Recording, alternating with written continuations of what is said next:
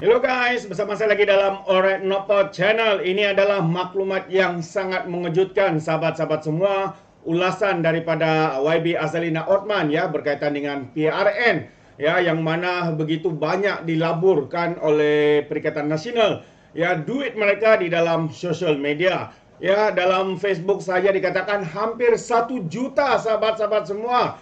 Oh, seringkali pengurusnya berkata mereka tidak ada banyak duit. Mereka bukan parti yang kaya katanya, tapi melalui pendedahan ini ya amat mengejutkan ya, kerana perbelanjaan yang dilakukan oleh mereka di dalam sosial media bukanlah satu nilai yang kecil sahabat semua, hampir 1 juta.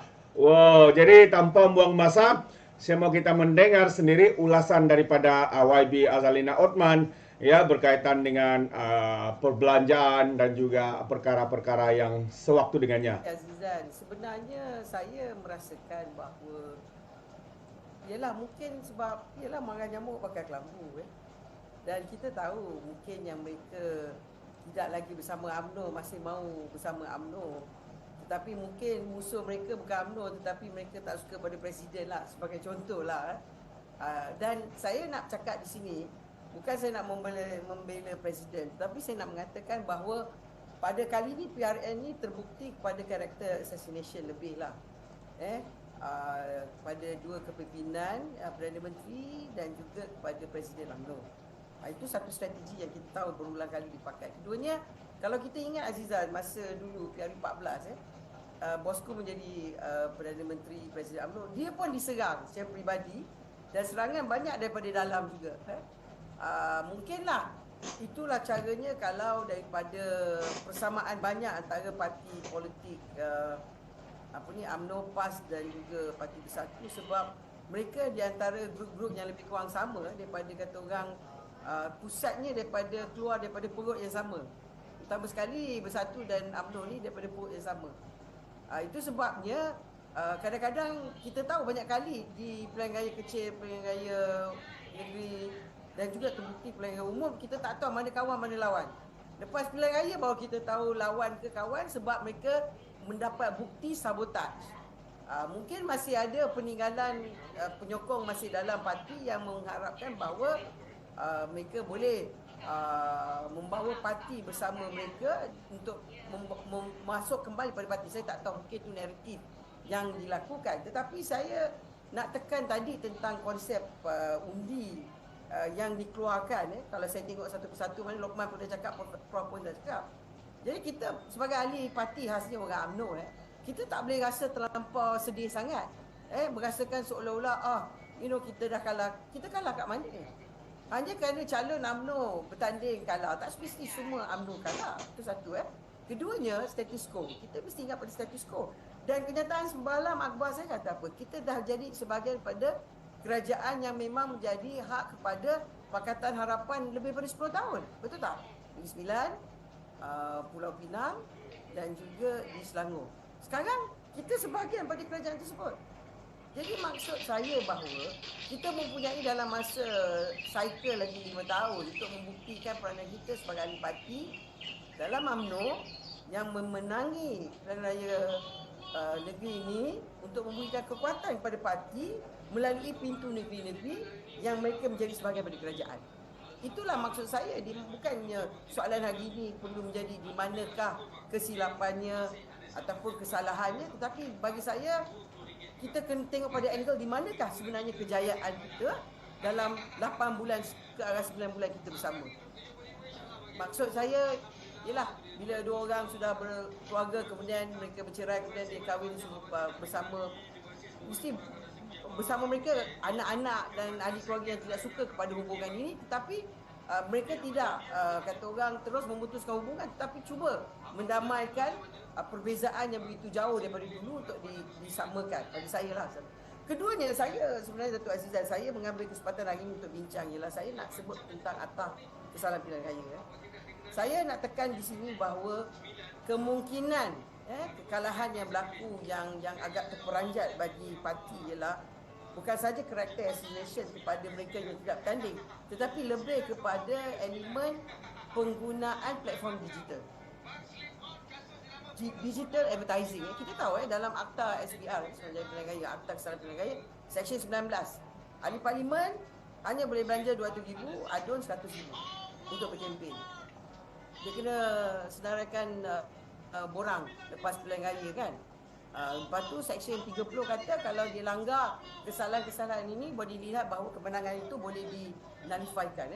Tapi hari ini kalau kita tengok apa yang berlaku, bahawa terdapatnya satu masa PRU dulu dah berlaku, sekarang PRN ini berluasan berlaku. Di mana pertama sekali ialah perkembangan teknologi digital dan media sosial yang menawarkan parti-parti politik capaian secara besar-besaran pada kos yang betul besar. Kemudian teknologi digital disalahguna oleh sesetengah pihak yang tidak bertanggungjawab untuk menyebarkan berita dan maklumat tidak benar dan memutarbulikkan komunikasi politik dalam talian termasuk penggunaan pelbagai teknologi tertentu. Yang disebut oleh Prof. 3R tu disalahgunakan. Dan maklumat melalui teknologi digital ni memang laju tu, betul tak Datuk Azizan? Kita tahu tiba-tiba ada. Dan paling dahsyat tu, kita tahu bahawa kempen pilihan raya masa hari nak buat undi 12 bulan, tak boleh kempen lagi. Tapi macam-macam kempen berlaku dalam poket. Kalau kita tunggu sejam, 2 jam, 3 jam, macam-macam kempen berlaku berulang-ulang kali. Adakah undang-undang Akta Kesedaran Pilihan Raya, undang-undang SPR itu bersedia kepada cabaran ini? Ini soalan yang kita perlu tanya. Kemudian kita tengok tentang micro-targeting. Kita tahu bahawa Personal Data Protection Act, data peribadi tu mana boleh kita ada akses, tapi data peribadi orang ada IC, ada tahu undi kat mana, tahu nombor saluran mana, tiba-tiba maklumat tersebut digunakan untuk kempen dalam method platform digital. Kemudian kita tengok bahawa kadang-kadang orang tu tak minta maklumat ini, dia tak nak beri maklumat dia, tiba-tiba semua ada maklumat dia. Pelbagai maklumat turun. Benar ke, salah ke, ialah macam-macam yang kita tak tahu benar ke salah, kita nak siasat di mana. Dan kalau orang letak gambaran palsu pun, kita nak betulkan pun, kerana terlampau laju kita tak boleh betulkan. Dan saya nak mengaku pada hari ini sebagai Ketua Penerangan UMNO Malaysia, saya berkata bahawa hari ini bahawa antara kelemahan UMNO dalam PRN ini ialah kita tidak bersedia dalam peperangan media teknologi. Teknologi ke warfare, teknologi ke digital, kita tak bersedia. Okay. Saya nak beritahu pada Datuk Azizan kenapa kita tak bersedia. Saya bagi contoh Datuk Azizan, bagi saya sedikit masa. Syarat Meta bagi iklan di Facebook dan Instagram ialah dia kata siapa yang nak buat periklanan kena buat deklarasi bahawa perlunya mengatakan siapa yang membayar dan adanya disclaimer. Kemudian kalau kita tengok di TikTok dan di Twitter, dia tak payah beritahu siapa yang buatkan promosi parti politik ataupun individu yang bertanding. Saya nak tanya kepada kawan-kawan kita yang bersama kita pada hari ini. Kadang-kadang kalau kita buka YouTube, kita ada satu siaran macam advertisement yang kita boleh skip dengan tak boleh skip. Cuba Datuk Azizan bayangkan yang mana tak boleh skip. Kalau 100,000 orang kita nak target, sekali 15 saat permainan iklan itu costing ialah 46,000. Cuba Datuk Azizan calculate yang tak boleh skip tu dalam masa satu hari berapa kali dimainkan. Katakan 10 kali, maknanya satu hari 460,000 kena bayar duit Malaysia. Katakan dalam 14 hari kita darabkan. Kemudian kita tengok pada skippable ad yang boleh kita tak tengok, kita skip. 1 juta viewers, kalau kita target 1 juta kepada orang yang kita nak target, 100,000 5 saat. 100,000 ringgit. Kalau kita main satu hari 10 kali. Jadi maksudnya saya nak terang di sini. Seksyen 19 ni yang keuntungan 200,000 untuk ahli parlimen, 100,000 untuk adun, dia tak dipakai lagi. Saya berani berkata bahawa Pakatan Harapan dan Barisan Nasional mewujudkan kempen yang bersih. Kita ikut syarat. Tapi kalau kita tengok parti lawan ni, saya pun di bawah tu saya turun ni, saya jaga Kuala Pilah. Jaga Juasir sebenarnya, Juasir. Saya nak cakap jaga ikhlas. Bendera pun jelah besar. Kenderaan tak pernah tengok lah. Kalau kita nak kira satu persatu, ini bukan tradisi pilihan raya sebenarnya. Dan Barisan Nasional sebenarnya tak pernah pada tradisi sedemikian. Kita mesti membezakan kerajaan dengan parti. Dan iklan TikTok saya dimaklumkan kalau dia nak capai kepada 10 juta penerima, 100 juta penerima, influencer pula nak bayar beratus ribu. Saya nak tanya kepada Datuk Azizan adakah itu fair play dalam makna sebenarnya apa itu pilihan raya? Maknanya kita dah menggunakan platform pilihan raya sebagai platform perniagaan, itu satu senario. Keduanya, kita menggunakan platform advertising sebagai platform pilihan raya. Sebenarnya kalau kita tawarkan seorang calon tu, kita nak diberi mat kita untuk 5 tahun, bukan untuk kita nak kata orang branding macam nak menjual satu brand. Kita menjual perkhidmatan, itu sebabnya mungkin Pakatan Harapan dan juga Barisan Nasional adalah satu parti politik yang begitu tradisi kempen rumah ke rumah, ceramah face to face, mungkin pendekatan yang agak boleh orang kata konservatif lah. Mungkin cara bukan pendekatan konservatif, tapi cara dia nak capai pada pengundi itu ialah cara kepada pendekatan yang mungkin konservatif. Hari ini di Amerika Syarikat, saya nak sebut, dia pun ada yang disebut sebagai political advertising, tapi dia regulated, dia ada syarat dia. Kita ni di Malaysia ada unregulated political advertising. Jadi soalan dia, adakah undang-undang SPR pada kali ini perlu ditukar sebelum PRU ke-16 supaya dapat dinilaikan bersama dengan senario begitu sophisticated, iaitu platform media digital. Itu saya nak bagi pandangan tersebut lah pada round kedua. Datuk, ini satu dapatan yang menarik untuk kita explore further. Kerana ada perkara yang dua perkara yang melibatkan reformasi undang-undang yang Datuk Seri sendiri bertanggungjawab di Jabatan Perdana Menteri. Pertamanya iaitu Akta Kesalahan Kecil Pilihan Raya 1965 dan juga Akta Pendanaan Politik yang sekarang ini sekejap dibincang, sekejap tak bincang. Jadi pandangan Datuk Seri tentang keperluan untuk kita menggubal akta baru dan memperkasa Akta Kesalahan Kecil Pilihan Raya 1965. Sila. Memanglah, itu yang saya sebut tadi, bahawa tapi Datuk Azizan, kita di Malaysia ni, sistem parlimen demokrasi kita ni, kita kena buat pindaan kepada apa-apa undang-undang dalam langkah demi langkah. Pertama sekali di segi dasar oleh Kabinet Malaysia kita, Kabinet di bawah kepimpinan Yang Mahmud Perdana Menteri ke-10, membuat keputusan, kemudian dibawa untuk perbincangan, diperhalusi, kemudian dibentangkan kepada ahli-ahli parlimen bila pindaan pada undang-undang itu sudah sedia untuk libat urus, dan kemudian kita bahaskan di parlimen oleh semua ahli parlimen, Dewan Rakyat dan kemudian oleh Senator di Dewan Negara. Isu yang saya kata bahawa antara elemen reformasi institusi ialah perkara sedemikian.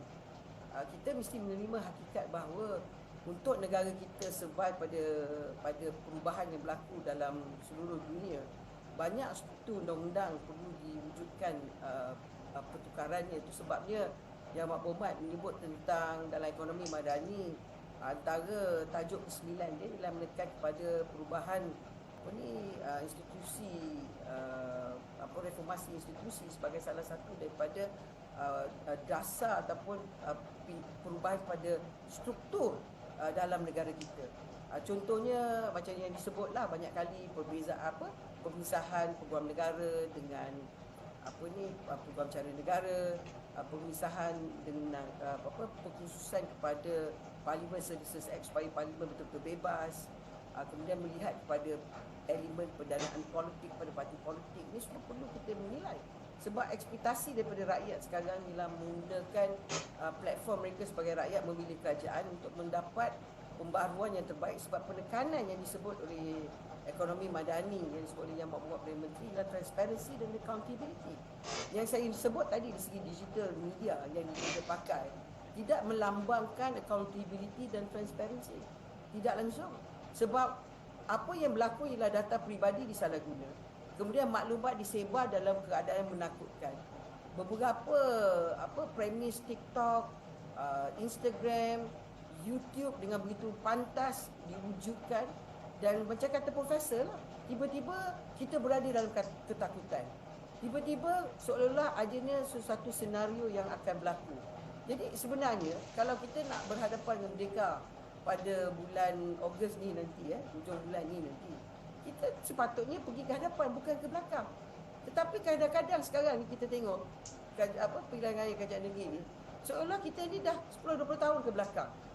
Ketakutan, kebencian, seolah-olah adanya menggadai maruah negara, menggadai elemen agama, menggadai isu bangsa, yang setahu saya komitmen daripada kerajaan perpaduan tidak pernah menekan pada perkara tersebut. Kita mengatakan ini bukan referendum tukar kerajaan pusat. Mereka percaya ia boleh tukar kerajaan pusat. Ini bukan nak membuat pindaan pada perlembagaan. Mereka percaya bahawa membuat pada pindaan pada perlembagaan.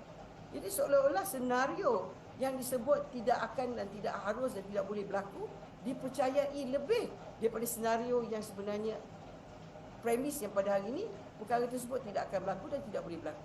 Jadi kenapa rakyat kita boleh mempercayai sesuatu? Adakah kerana elemen digital teknologi, social media yang begitu pantas, dan untuk menerangkan kebenaran itu tak terkejar kepada perubahan yang begitu pantas dan maklumat yang turun begitu laju? Ini perlu kita juga melihat dan mengimbangkan. Mungkin Datuk Lokman tu pakar social media pun boleh berikan kita sedikit pandangan. Ini pandangan daripada aspek undang-undang Datuk Azizan. Baik, terima kasih Datuk Seri. Baik Datuk Lokman, tadi Datuk Seri pun dah sebut tentang the explosion of data dan juga internet. Jadi dalam masa yang sama, Prof Azizuddin tadi juga sudah menyebut tentang sentimen yang dimainkan oleh tentang itu dia guys, menarik ya kongsian yang diberikan oleh YB Azalina Othman sebentar tadi ya, menunjukkan bagaimana sebenarnya kempen yang dibuat oleh pihak pembangkang hari ini ya amat membimbangkan kerana ia merosakkan anak-anak muda khususnya yang dijadikan alat ya untuk mereka berkempen dengan isu ya 3R ini khususnya menyemai kebencian, ditambah pula ya dengan perbelanjaan yang begitu besar yang mereka lakukan. Memang sangat-sangat mengejutkan. Katanya mereka tidak banyak duit dan sebagainya. Tetapi melalui apa yang kita lihat di sini sahabat semua, bukan itu yang berlaku. Ya begitu banyaknya kewangan yang mereka labur ya untuk kempen mereka, khususnya kempen di media sosial. Ya, hampir 1 juta kalau ya, dikeluarkan juga perkiraan ya untuk iklan-iklan di TikTok dan sebagainya. Ya, kalau 10 ya kalau di TikTok ya dianggarkan kalau reach sampai 10 juta ya 10 juta penonton ya boleh mencapai ratusan ribu sahabat-sahabat semua. Memang satu nilai yang sangat tinggi. Jadi adakah ya mereka mengatakan mereka tidak punya duit, tetapi kalau kita lihat dari segi pelaburan, perbelanjaan yang dilakukan oleh Perikatan Nasional ini adalah satu perbelanjaan sangat besar sahabat-sahabat semua. Jadi bagaimana pula dengan anda? Sekiranya anda mau memberikan sebarang komen, anda boleh berikan komen dalam ruangan komen. Dan sehingga itu izinkan saya untuk mengundurkan diri. Dan seperti biasa, peribahasa mengatakan tapapun kangkap 2 tahun keinginan. Dalam bahasa Melayunya, tepuk dadah, tanya selera. Sekian saja daripada Oren Channel. Saya kita berjumpa lagi. Bye-bye.